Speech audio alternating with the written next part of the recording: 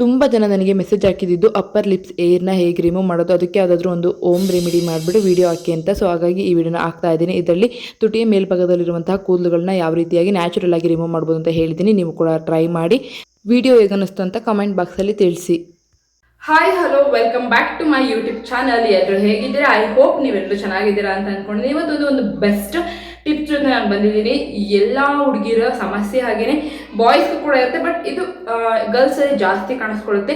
So ಅದು ಏನಪ್ಪ ಅಂತಂದರೆ ಫೇಸಲ್ಲಿರುವಂತಹ ಅನ್ವಾಂಟೆಡ್ ಏರ್ಸ್.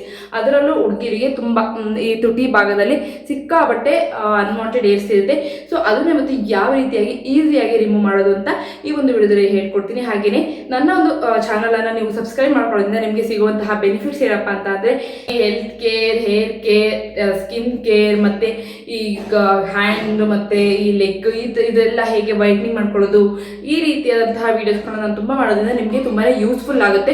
ಸೊ ಹಾಗಾಗಿ ನೀವು ನನ್ನ ಚಾನಲನ್ನು ಸಬ್ಸ್ಕ್ರೈಬ್ ಮಾಡ್ಕೊಳ್ಳಿ ಅಂತ ಕೇಳ್ಕೊತಾ ಇದ್ದೀನಿ. ನಿಮಗೆ ತುಂಬಾ ಜಾಸ್ತಿ ವೀಡಿಯೋಸ್ಗಳು ಬೇಕು ಅಂತಂದರೆ ನೀವು ನನ್ನ ಚಾನಲನ್ನು ಸಬ್ಸ್ಕ್ರೈಬ್ ಮಾಡ್ಕೋಬೇಕು. ಹಾಗೆಯೇ ಪಕ್ಕದಲ್ಲಿ ಕಾಣುವಂತಹ ಬೆಲೈಕನ್ನ ಕ್ಲಿಕ್ ಮಾಡೋದನ್ನ ಮರಿಬೇಡಿ. ಕ್ಲಿಕ್ ಮಾಡಿದ್ರೆ ನಾನು ಮಾಡುವಂತಹ ಎಲ್ಲ ಮೊದಲ ವಿಡಿಯೋಗಳು ನೀವೇ ನೋಡಬಹುದು.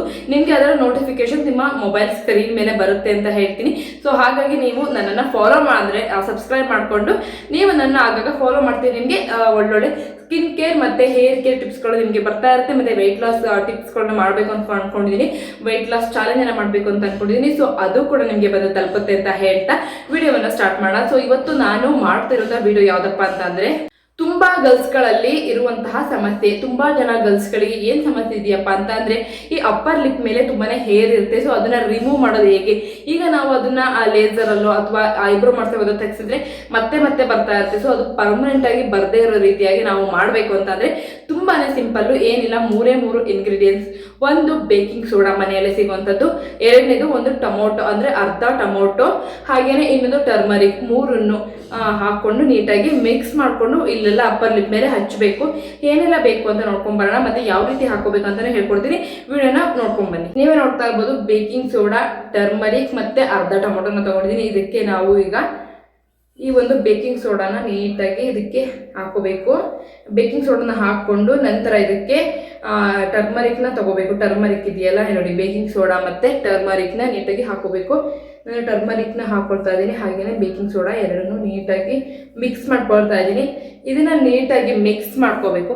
ಮಿಕ್ಸ್ ಮಾಡ್ಕೊಂಡ್ಮೇಲೆ ಇದನ್ನು ನೀಟಾಗಿ ಇಲ್ಲಿ ಅಪ್ಲೈ ಮಾಡ್ತಾ ಬರಬೇಕು. ಸೊ ಫೇಸ್ನ ವಾಶ್ ಮಾಡ್ಕೊಂಡು ಡ್ರೈ ಮಾಡ್ಕೊಂಡು ಬರ್ತೀನಿ, ಬನ್ನಿ. ಫೇಸನ್ನು ವಾಶ್ ಮಾಡಿಕೊಂಡು ನೀಟಾಗಿ ಡ್ರೈ ಮಾಡ್ಕೋಬೇಕು. ಡ್ರೈ ಮಾಡ್ಕೊಂಡ್ಮೇಲೆ ಇದನ್ನು ನೀಟಾಗಿ ಈ ಥರ ಸ್ಕ್ರಬ್ ಮಾಡ್ತಾ ಬರಬೇಕು. ಇದನ್ನು ಸ್ಕ್ರಬ್ ಮಾಡಬೇಕಾದ್ರೆ ಸ್ವಲ್ಪ ಉರಿ ಅಂತ ಅನಿಸುತ್ತೆ. ಆ್ಯಂಡ್ ತುಂಬ ಜನ ಕೇಳ್ತಿರೋದು ಇದು ಯೂಸ್ ಆಗಲ್ಲ ಅಂತ.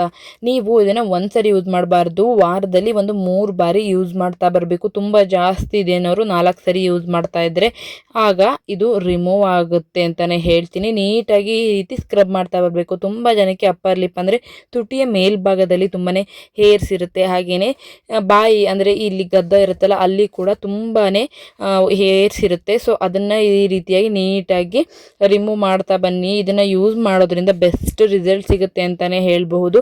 ಇದನ್ನು ಯಾರು ಬೇಕಾದರೂ ಯೂಸ್ ಮಾಡಬಹುದು, ಬಾಯ್ಸ್ ಗರ್ಲ್ಸ್ ಯಾರು ಬೇಕಾದ್ರೂ ಯೂಸ್ ಮಾಡ್ಬೋದು. ತುಂಬ ಜನ ಗರ್ಲ್ಸ್ಗಿರೋದ್ರಿಂದ ಇದನ್ನು ಯೂಸ್ ಮಾಡ್ಬೋದು. ಹಾಗೆ ನೀವು ಥ್ರೆಡ್ಡಿಂಗ್ ಏನಾದರೂ ಮಾಡಿಸ್ಕೋತೀವಿ, ಹಾಗೆಯೇ ನಾವು ಇದನ್ನು ಲೇಸರಲ್ಲಿ ರಿಮೂವ್ ಮಾಡ್ತೀವಿ ಅಂದರೆ ಇದು ಮತ್ತೆ ಮತ್ತೆ ಬರ್ತಾ ಇರುತ್ತೆ. ಸೊ ಪರ್ಮನೆಂಟಾಗಿ ಹೋಗಬೇಕು ಅಂತ ಅಂದರೆ ಈ ಒಂದು ಓಮ್ ರೆಮಿಡಿ, ಈ ಒಂದು ಸೊಲ್ಯೂಷನನ್ನು ನೀವು ಯೂಸ್ ಮಾಡಲೇಬೇಕಾಗುತ್ತೆ.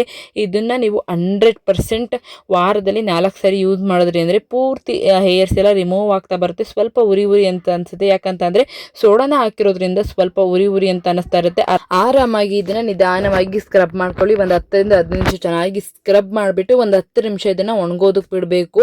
ಒಣಗೋದಕ್ಕೆ ಬಿಟ್ಟ ಮೇಲೆ ಅದು ಡ್ರೈ ಆದಮೇಲೆ ನೀಟಾಗಿ ಮತ್ತೆ ಆಪೋಸಿಟ್ ಡೈರೆಕ್ಷನಲ್ಲಿ ಮತ್ತೆ ಈ ರೀತಿಯಾಗಿ ಸ್ಕ್ರಬ್ ಮಾಡ್ತಾ ಬನ್ನಿ. ಸ್ಕ್ರಬ್ ಮಾಡಿ ಒಂದು 5 ನಿಮಿಷ ನೀಟಾಗಿ ಒಣಗೋದಕ್ಕೆ ಬಿಡಬೇಕು. ಒಣಗಿ ಆದಮೇಲೆ ನೀಟಾಗಿ ಫೇಸ್ನ ವಾಶ್ ಮಾಡ್ಕೊಂಡು ಬನ್ನಿ.